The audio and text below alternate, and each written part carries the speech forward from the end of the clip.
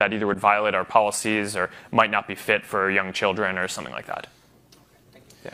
Okay, I want to throw in another one from the thread really quickly, Mark. It comes from Rex Lue, and he's asking, out of curiosity, who is your favorite scientist and why? Do I only get one? We can expand. All right, well, here. It's got to be Maxwell, right? James Maxwell. And the reason is, so in the 1860s, this physicist, James Maxwell, wrote the unified theory of all electromagnetism. And so much of the modern world that we have comes from his work. Right? I mean, everything that you use that's electronics, everything that is kind of sending a signal to communicate wirelessly over the air, that's him. Right? And the work that he did. And simply, if you care about the internet and you care about communication and you like the modern world that we live in, then you kind of need to be thankful for James Maxwell every day.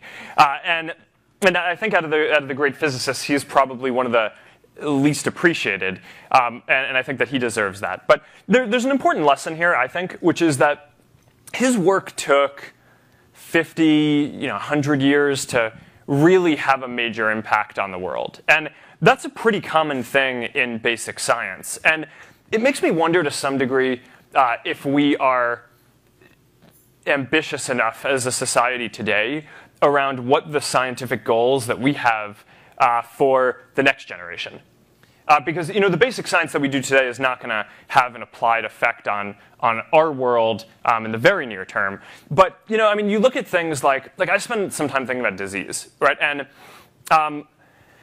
as a society, we only really started trying to cure all the diseases about 200 years ago, right? And technology has accelerated, and we've gotten a lot better. So there's a question of okay, in 50 or 100 years, should we be able to cure all the things that people die from?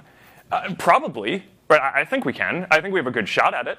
And if we can, and we have the ability to do that, then don't we kind of have a responsibility to focus on that a bit more? We spend as a society 50 times more money on healthcare, treating people who are sick today, than we spend trying to cure the diseases in the first place so that people don't even get sick. Right? So, and if you believed that people were always going to get sick, then maybe that's a right balance, right? And that's fine. But if you actually believed that in our children's time, or their children's time, there was actually the ability to make basic advances in science that could cure those diseases, then I kind of think we have a responsibility to do more there. And I think Maxwell shows that it's not, he figured this out, the electromagnetic theory, and it took a while before that really shaped the world.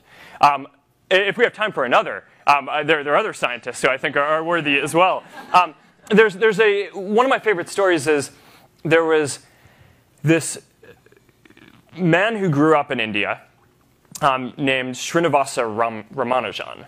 And he grew up, he was poor. He didn't have access to the internet. There wasn't the internet at the time. He didn't have any formal education. But somehow he managed to get a book. He got a math textbook. And it didn't cover all math. It just covered a part. But that textbook was enough for him to basically figure out all of modern mathematics that had existed at that time and push the field forward. And so I kind of think about this, and what would have happened if he'd had access to the internet? Right? I mean, how much better, if we'd invested in that kind of infrastructure and connectivity, how much better off would the world be? And then you kind of think today, well, more than half of people in the world don't have access to the internet. Right? And that's why, at Facebook, we're working on projects like internet.org to try to make it so that every single person has access to the internet. I mean, how many more Ramanujans are out there who could deliver really amazing things for the whole world if they had access to that kind of infrastructure, and if we as a society invested in that? So I don't know, this is something that I feel really strongly about. And